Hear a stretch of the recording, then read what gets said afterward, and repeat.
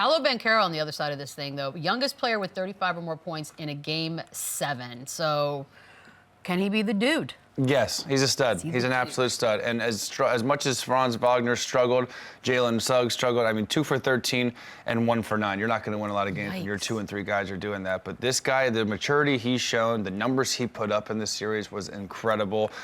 Just fearless, can get to his spot, strong, big body guard, can post up, can get out in transition.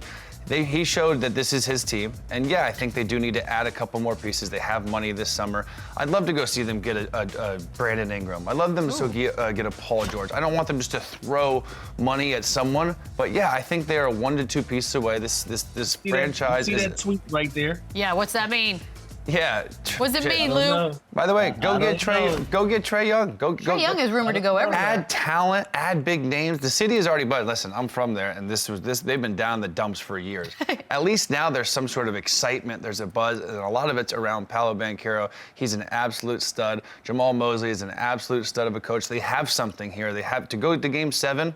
That's almost a win. Obviously, they want to win, but that is a great experience. That is a great season that they can look back and say, okay, with this young team, we did this. Now, you add a couple more pieces when they have the flexibility this summer, I think Orlando's going to be right there next year.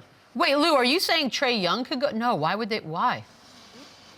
I'm just teasing. But you know what, though? When we start talking about the future of the league and all of these young, talented guys, we never mention Paolo for whatever reason. For him to be in his second year, is this his first or second year?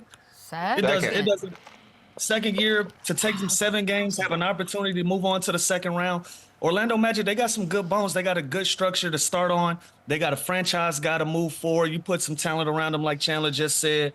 The sky's the limit for these guys, and the league is in a great spot with so much young talent, and we got to start throwing his name in there. Much well deserved. Think about it. #1 pick last year, Rookie of the Year. All-Star this year, and now I think the experience that he had on Team USA last summer too just really gave him the confidence going in that, okay, he was a role player on that. He was just trying to fit in, but now this Orlando Magic team, this is my team. We're going to build around me. And Franz Wagner, again, Paolo said something incredible afterward. He said, Franz Wagner, he's our guy. He's going to be with it. He is an absolute stud. This one game is not going to define him. He's not going. This is going to hurt. It's going to piss him off. Obviously, you don't want to go 1 for 9 and have 6 points or whatever he had. But he had a great year, and he's blown up. And people in Orlando and people around the league almost like him just as much as Paolo. Now, I think Paolo separated himself in the postseason, but this kid's a stud. Is he a bona fide #2 option right now on a championship team? Probably not. But he has the capability to be that 1-2 punch or a really good third option if Orlando can add something else. Yeah, it just sucks that the last game of your season is. He's got to have that taste in his mouth the whole summer. But for a young team to go into the off season after a 7-game loss, that's good for you. If you're the GM and you're the coach of this team, you're excited because you know your guys are going into camp. They're going into their summer. They're motivated. They want to get better. They've seen success. They felt success. They've seen what a playoff atmosphere is like. They've seen the city rally around them. So now you got a lot of excitement coming into the season with a lot of young talent. And they've got things they can do. This is the best season they've had since 2011, which feels like 1,000 years ago. Shams, what do they plan on doing, if anything, during the offseason? The Magic can open up in excess of $60 million in cap space this offseason. So they're going to be players, when you think about free agency and other moves that can be made. You look at scoring. In Game 7, obviously struggled a little bit to score the ball, especially in the second half of the game when the Cavs and Donovan Mitchell kept coming for them. So you look at the point guard position, but also shooting and scoring on the wing.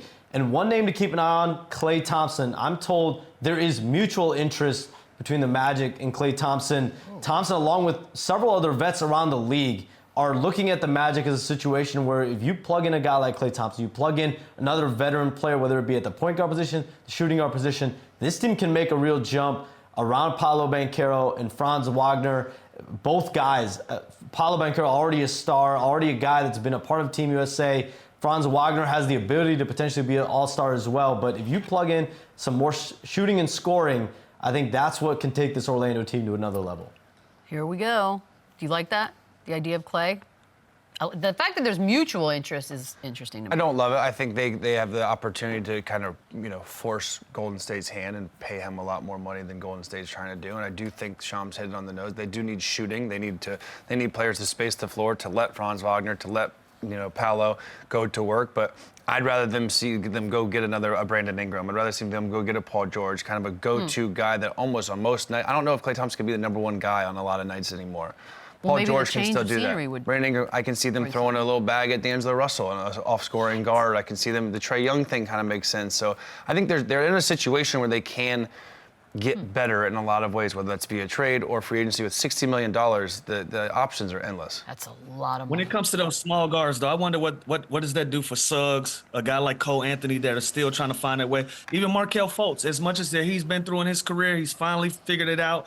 He's found a home somewhere that loves him, somewhere he can play confident and give him good minutes, even though these guys didn't play great in this playoff series. But you can tell that Orlando was building that way. So that's my only concern when it comes to, these small guards, the Trae Youngs and the D'Angelo Russells, if you add them to that group. Suggs, too. Suggs has put me on a roller coaster. When he came out, I thought he was going to be really good. Then I was like, wow, this guy's going to be in Europe. I feel like that about Cole Anthony. Yeah, and now I'm like, you know what? Wow, this kid's good again. He really expanded his game, shooting a high percent from the three this year. He's always been a great athletic defender. So he's another player that kind of was almost on the fence on the fringe of being an NBA player, and now he's a bona fide player in this league. Who just had a bad last game as Who well. also had a shitty last game. Crap way to end the season.